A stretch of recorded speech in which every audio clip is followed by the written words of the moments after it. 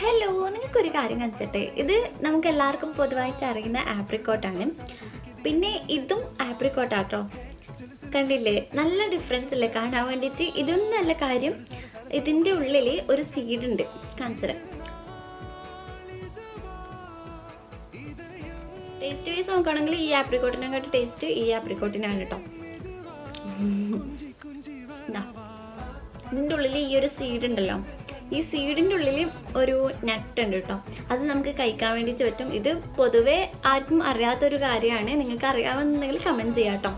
കാണിച്ചു തരാം. പല്ലോട്ട്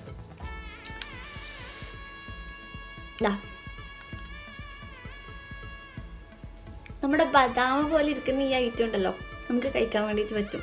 taste vice നോക്കുകയാണെങ്കിലും ഇത് ബദാമിന് കണക്ക് തന്നെ ഉണ്ട് കേട്ടോ. അപ്പോൾ നിങ്ങൾക്ക് ഇത് അറിയാമെന്നുണ്ടെങ്കിൽ ജസ്റ്റ് ഒന്ന് കമൻറ്റ് ചെയ്യാം കേട്ടോ. ബൈ.